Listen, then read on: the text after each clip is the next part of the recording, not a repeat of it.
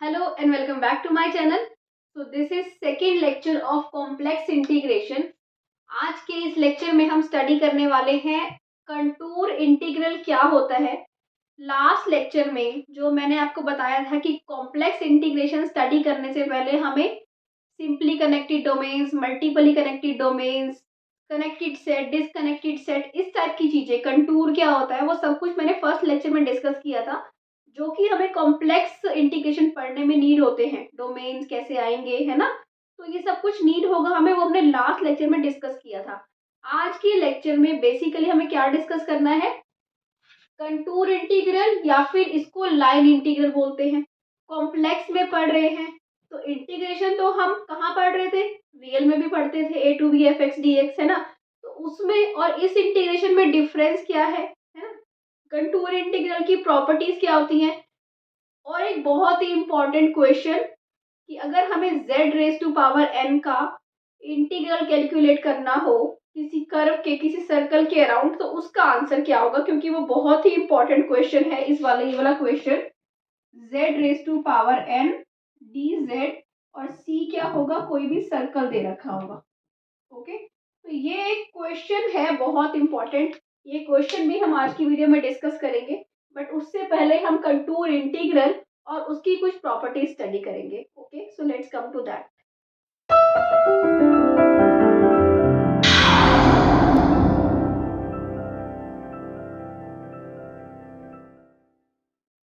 अब देखो, मैं अब आपको कंटूर इंटीग्रल की ये सबका मतलब बताऊंगी कि होता क्या है कंटूर इंटीग्रल और इसका डिफरेंस क्या है रियल वाले से।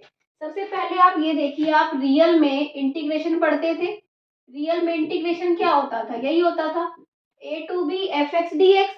आपने कहाँ से कहाँ तक करना है, ए से लेके बी तक इंटीग्रेशन करना है आपने, है ना। आपको लिमिट दे होती थी कि ए से बी तक आपको इंटीग्रेशन करना है ना, तो आप फंक्शन का वहां से वहां तक इंटीग्रेशन कर देते थे। तो यहाँ पे कॉम्प्लेक्स में क्या हुआ, बेसिकली कॉम्प्लेक्स में आपको क्या बोलते हैं, आप टू डायमेंशन में आ गए, वो कहता है आपको वो कर्व दे देता है। यहाँ पे कर्व की बहुत इंपॉर्टेंस है। अब क्या है, अब आपको कहता है कि ए से बी तक इंटीग्रेशन करो। ए से बी तक इंटीग्रेशन करने में यहाँ पे आप किसी भी कर्व से, किसी भी वे पाथ से क्या कर सकते हो, ए से बी तक जा सकते हो। तो अलग अलग पाथ से, अलग अलग कर्व के थ्रू जाने में क्या होगा, अलग अलग वैल्यू आएगी। तो यहाँ पे जो कॉम्प्लेक्स में मेन जो आपको चाहिए वो क्या चाहिए, कर्व चाहिए, कि हमारा कर्व क्या है, जो भी हमारा इंटीग्रेशन होगा वहां पे अब क्या आ गया हमारे पास, एफ जेड आ गया यहाँ पे। तो जो भी हम एफ जेड का इंटीग्रेशन करेंगे, किसी भी फंक्शन का इंटीग्रेशन करेंगे, अलोंग अ कर्व करेंगे। कर्व कहाँ से बना, कर्व का होगा हमारा, हम लाइन इंटीग्रल देख रहे हैं, कंटूर इंटीग्रल, तो हम क्या देख रहे हैं, रेक्टिफिकेबल कर्व देख रहे हैं। ठीक है, ये कौन सा कर्व होता है आपका, जो जो रेक्टिफिकेबल कर्व, ये आपका कौन सा कर्व होता है, जिसकी फाइनाइट लेंथ हो, है ना। अगर किसी कर्व की क्या हो, फाइनाइट लेंथ, तो आप बहुत ध्यान से समझिए, हमारे पास क्या है, प्लेन है। ठीक है, प्लेन में z पॉइंट्स अलग अलग पॉइंट्स पे डिफाइन है। जब z पॉइंट है, देखिए कैसे, आपके पास क्या है, x t और y t कोई कॉन्टिन्यूअस फंक्शन है, जिनकी रेंज क्या है, a टू b कोई रेंज है, हमारी t की रेंज क्या है, a टू b है। देन जो सेट ऑफ पॉइंट्स z होगा, हम z पॉइंट्स का सेट बनाएंगे। ठीक है, z पॉइंट्स का, z नॉट ए पे, है ना, z1 z2, जो भी हमारा कंटूर बनेगा, मैंने आपको लास्ट लेक्चर में भी कंटूर का मतलब बताया था। तो z3 up to so on, ऐसे हमारे बहुत सारे पॉइंट्स बनेंगे, zk+1, है ना, zk-1। तो ये जो पॉइंट्स का जो कर्व बनेगा, दिस इज कॉल्ड कंटूर, है ना। और वो क्या कह रहा है कि जो ये पॉइंट्स का कर्व बने, कॉन्टिन्यूअस आर या कर्व सी, इसको हम बोलते हैं कंटूर बोलते हैं। ठीक है, एफ जेड आपके पास एक फंक्शन है जो किस पे डिफाइंड है, इस continuous function defined at every point of this contour, this curve, this can be closed as well। हम इसको क्लोज भी ले सकते हैं, सर्कल भी ले सकते हैं, है ना। तो ये जो कंटूर बनेगा आपका, इसके ऊपर एफ जेड क्या है, हर पॉइंट पे डिफाइंड है। तो जो ये एफ जेड का इंटीग्रेशन होता है along this curve, F Z का इंटीग्रेशन अलोंग दिस कर्व, इसको हम क्या बोलते हैं, कॉम्प्लेक्स लाइन इंटीग्रल या फिर लाइन इंटीग्रल या फिर contour integral of F Z along C, कुछ भी नहीं है। ठीक है, तो आपने सिर्फ, आपको कंटूर पता है या कर्व पता है, उस कर्व के अलोंग एफ जेड का इंटीग्रेशन कैसे करना है, अभी हम ये एग्जाम्पल के थ्रू भी देखेंगे कि कैसे हमें एफ जेड दिया होगा, हम कैसे एफ जेड का इंटीग्रेशन करेंगे। बेसिकली जब आपको एफ जेड दिया होगा, एफ जेड डी जेड, ये होता क्या है, ये होता है ए टू बी, टी की फॉर्म में ले आइए, मतलब कि एफ ऑफ जेड टी जो भी होगा, टी की फॉर्म में इसकी वैल्यू निकाल लीजिए, फिर डी जेड की वैल्यू निकाल लीजिए, T Z dash T D T. तो ये आपकी वैल्यू हो जाएगी किसकी, किसी भी कर्व के अलोंग आपको इसका एफ जेड का जो इंटीग्रेशन करना है, कैसे करोगे, ऐसे करोगे। अभी आपको यही चीज मैं एक एग्जांपल से दिखाऊंगी और आपको ये इजीली क्लियर हो जाएगा। ठीक है, तो let's see an example now. So देखो हमें एग्जांपल दे रखा है और देखो इस एग्जांपल को करना कितना सिंपल है। जैसे कि मैंने आपको बताया था कि अगर आपके पास एफ जेड डी जेड किसी भी कर्व के अलोंग हो तो आप क्या करते हो, एफ ऑफ जेड टी करते हो, सॉरी जेड डैश टी, और ये होता है डी टी, और यहाँ पे t is equal to A से t is equal to B आपकी लिमिट होती है ना, इस फॉर्म में आप बना लेते हो। अब देखिए हमारा क्वेश्चन क्या है, ये है, यहाँ पे हमारे पास एफ जेड क्या दे रखा है, जेड स्क्वायर दे रखा है, ओके, टी की लिमिट भी आपको दे रखी है, और ये आपको कर्व क्या दे रखा है, circle C Z equal to R, ये होता है आपका सर्कल। सर्कल क्या होता है, ये हमने लास्ट कॉम्प्लेक्स एनालिसिस स्टार्ट किया था, जो लेटेस्ट जो दूसरी प्लेलिस्ट थी, उसमें हमने सर्कल को डिटेल में किया था, है ना, और ये दिखाता था कि z को क्या लिख सकते हैं, z को r e raise to power iota t ऐसे लिख सकते हैं, है ना, अगर आपको ये दे रखा हो सर्कल। तो देखो यहाँ पे अब आपके पास z क्या हो जाएगा, z हो जाएगा 2e raise to power iota t हो जाएगा। z अगर ये हो जाएगा तो एफ जेड क्या हो जाएगा, एफ जेड है जेड स्क्वायर, मतलब कि 2e raise to power iota t raise to whole square, that means 4e raise to power 2 iota t। Now you have F Z, ठीक है, अब आपने क्या निकालना है, डी जेड, डी जेड क्या होगा, डी जेड क्या होगा, इसको डेरिवेटिव कर दो z को, 2, इसका क्या होगा, e raise to power iota t iota, D Z भी आ गया आपके पास, dt। So now you have dz, you have fz। तो बताओ कि क्या होगा इंटीग्रेशन, इंटीग्रेशन होगा कहां से कहां तक करना है, t की लिमिट आपको दे रखी है 0 टू पाई बाय 3, fz क्या है 4e raise to power 2 iota t, dz क्या है multiply 2 iota e raise to power iota t and dt।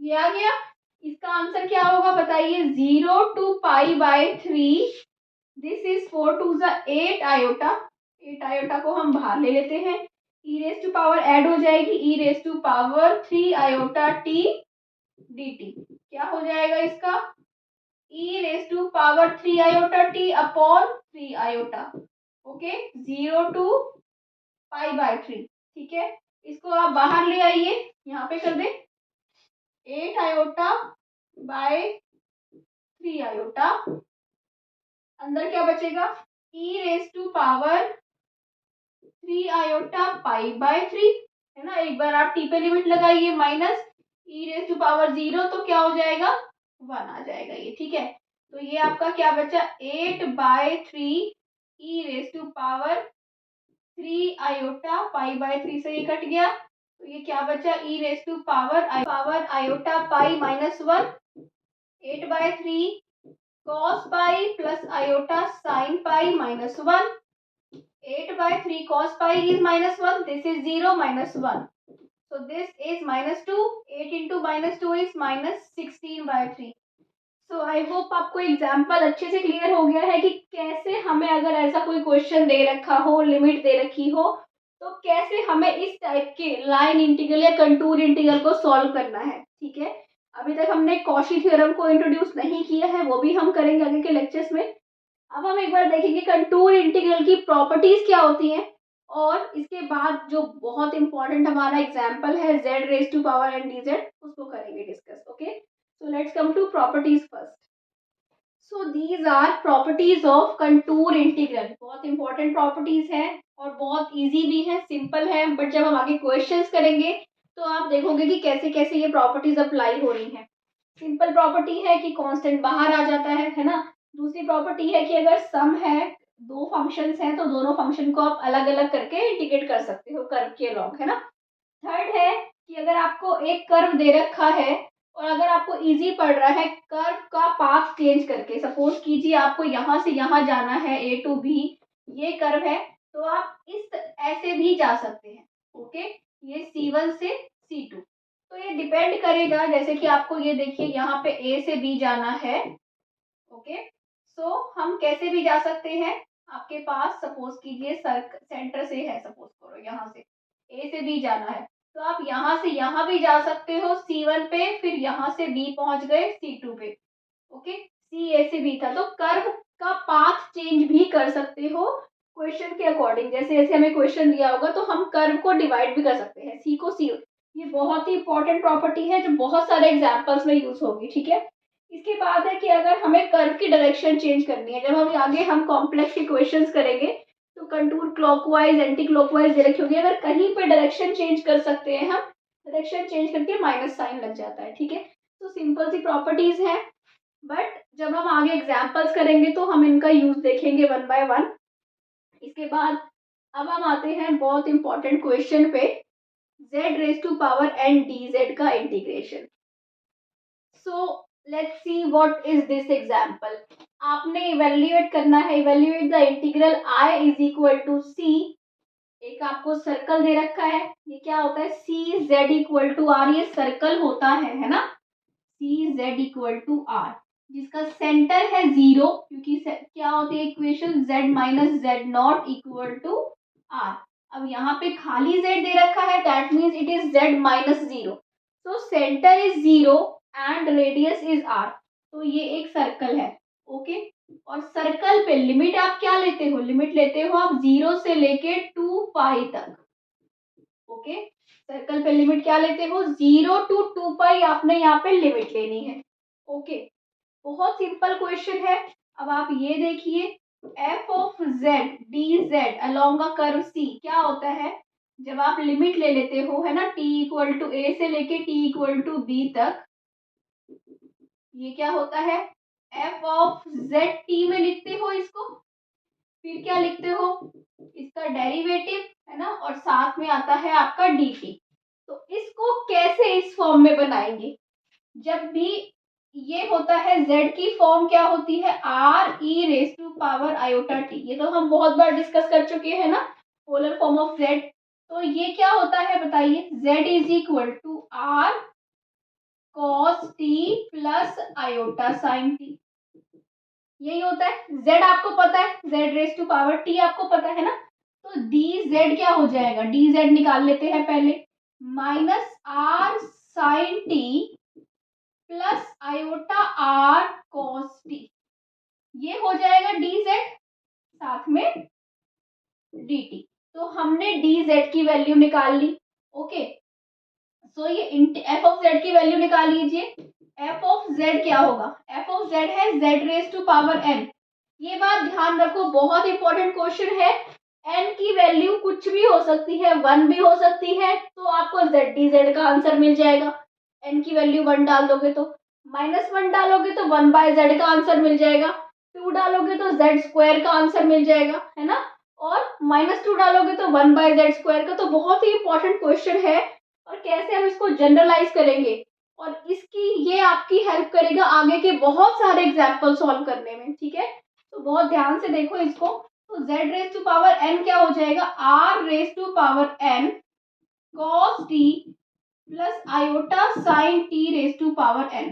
अब डी मूवरीज थ्योरम आपने करी हुई है, cos nt plus iota sine nt, अब आपको एफ जेड भी मिल गया, आपको डी जेड भी मिल गया, आपको लिमिट भी पता है कि सर्कल है तो 0 से 2 पाई लिमिट होगी। तो आई आपका क्या हो जाएगा, आई हो जाएगा आपका 0 से 2 पाई R raise to power N cos N T plus iota sine N T, okay, into dz की वैल्यू डाल दो, r कॉमन निकाल लो, ठीक है। तो क्या बन जाएगा आपका, ये अगर मैं आयोटा भी बाहर ले लूं, ले सकते हैं आयोटा बाहर, क्यों ले लिया, इस माइनस को मैं आयोटा स्क्वायर लिख देती हूँ, ओके। अब मैंने r आयोटा बाहर ले लिया तो क्या बचा, अंदर बचा cos t plus iota sine t और ये बचा dt, ओके। अब इसको हम इवेल्युएट करते हैं 0 to 2 pi R raise to power N plus 1 iota, इनको अलग कर लिया, ठीक है। अब बचा, इसको देखो अंदर करो, cos एन टी को cos टी से क्या आएगा, cos N T cos T, cos N T को sin टी से क्या आएगा, plus iota cos N T sin T, ठीक है। अब आयोटा sin एन टी को cos टी से क्या आएगा, plus iota sin N T cos T. अब इसको इससे करोगे तो माइनस हो जाएगा, iota square -1 sin N T sin टी और ये हो गया डी टी। अब हमें दो फॉर्मूले पता है, कौन से फॉर्मूले बताइए, हमें ये पता है sine of A plus B क्या होता है, sine A cos B plus cos A sine B, okay. Cos of A plus B क्या होता है, cos A cos B minus sine A sine B. अब इन फॉर्मूला को हम यहाँ लगाएंगे, cos A cos B minus sine A sine B क्या बन जाएगा, cos A plus B, okay, plus iota अगर कॉमन ले ले, cos A sine A cos B plus cos A sine B तो क्या बन जाएगा, sine A plus B, okay. So this we have 0 से लेके 2 पाई आयोटा आर की पावर n प्लस 1। अब मैं इसको ऊपर लिख लेती हूँ, ठीक है, और फिर अब हम इसका इंटीग्रेशन सॉल्व करते हैं, okay. So we have this integral, ये इंटीग्रल है हमारा। तो देखो जब अब यहाँ पे ये n प्लस 1 है ना, सिर्फ एक n की ऐसी वैल्यू अगर मैं n को क्या ले लूं, -1 ले लूं, तो वो इसको इफेक्ट करेगा, कैसे इफेक्ट करेगा, देखो n को आप -1 लोगे तो क्या आ जाएगा, ये आयोटा बचेगा, r की पावर 0 1 हो जाएगा, 0 से 2 पाई cos ऑफ 0 क्या होता है, 1 होता है, प्लस ये आयोटा साइन ऑफ 0 क्या होता है, 0 होता है, तो ये 1 बचेगा और ये क्या बचेगा, 1 dt। तो क्या वैल्यू आएगी आयोटा, आप इसका इंटीग्रेशन करोगे t हो जाएगा 0 से 2 पाई, तो क्या आ जाएगा आंसर, 2 पाई आई आ जाएगा, n इक्वल टू -1 पे। पर n के -1 के अलावा आप कुछ भी ले लो, कुछ भी ले लो, है ना, 2 ले लो, 3 ले लो, -2 -1 कुछ भी ले लो, हर केस में ऊपर वाली लिमिट जब 2 पाई लगेगी, 2 पाई ये इसको इवन बना देगा, 2 से मल्टीप्लाई कर रहे हो एंगल इवन बन जाएगा, है ना। फिर नीचे वाली लिमिट 0 लगेगी, तो कुछ भी लिमिट लगा के देखो, ठीक है, लिमिट लगाओगे तो आपको आई की वैल्यू हमेशा यहाँ पे क्या मिल जाएगी, 0 मिल जाएगी। जैसे ही कोई भी एंगल ले लो आप -1 के अलावा, लिमिट लगाओगे तो आई क्या मिल जाएगा, इंटीग्रेशन की पूरी वैल्यू क्या मिल जाएगी, 0। तो ये बहुत इंपॉर्टेंट रिजल्ट है कि जो इस आई की वैल्यू होती है किसकी, z raise to power n का जो dz इंटीग्रल होता है सर्कल के रिस्पेक्ट में 0 to 2 पाई के रिस्पेक्ट में, अगर या तो 2 पाई आई होता है या 0 होता है, n की वैल्यू -1 हो तो होता है क्या, 2 पाई आई, और n की वैल्यू -1 ना हो, कुछ और कुछ भी हो, कुछ भी हो तो उसकी वैल्यू क्या होती है, 0। तो अगर मैं n की वैल्यू डाल दूं 2, इसका मतलब क्या हो जाएगा, z स्क्वायर dz का इंटीग्रेशन विद रिस्पेक्ट टू, है ना, आप किसके ले रहे हो, विद रिस्पेक्ट टू सर्कल, कौन सा, अगर आपका ये सर्कल है C Z is equal to R, ये आपका सर्कल है, ये ले रहे हो तो आंसर क्या आएगा, 0। तो ऐसे केसेस में आपको डायरेक्टली आंसर पता है अगर आपने ये क्वेश्चन किया है, ठीक है। अगर आपको क्या करना है, 1/z का आंसर निकालना है, 1/z, dz इस सर्कल के रिस्पेक्ट में आंसर क्या होगा, 2πi होगा। 1/z² का निकालना हो 0। तो इस केस में बहुत ही इंपॉर्टेंट क्वेश्चन है, क्योंकि अब आगे जब भी मैं आपको क्वेश्चन कराऊंगी तो ये केस मैं आपको यही बोलूंगी कि हमने वहां डिस्कस किया था, इसका आंसर लगाएंगे हम डायरेक्टली 2πi। तो बहुत इंपॉर्टेंट क्वेश्चन है। तो आई होप आज का लेक्चर आपको अच्छे से क्लियर हो गया है कि कंटूर इंटीग्रेशन क्या होता है, क्या उसकी प्रॉपर्टीज होती है, कैसे हम इंटीग्रेशन को सॉल्व करते हैं। ओके, सो अगर आपको अच्छा लगा है तो प्लीज चैनल को सब्सक्राइब कीजिए, और अगर आप शेयर कर सकते हैं तो प्लीज शेयर कीजिए। इंस्टाग्राम पे आप फॉलो कर सकते हैं डॉक्टर यू तनेजा, वहां पे मैं थोड़ा सा वीडियोस का डाल देती हूँ कि कैसे कैसे हमारी लेटेस्ट अपडेट्स कौन सी हैं, लेटेस्ट वीडियोस कौन सी आने वाली हैं, न्यू वीडियोस। सो अगर आपको अच्छा लगे तो प्लीज चैनल को सब्सक्राइब कीजिएगा। Thank you for watching, bye bye.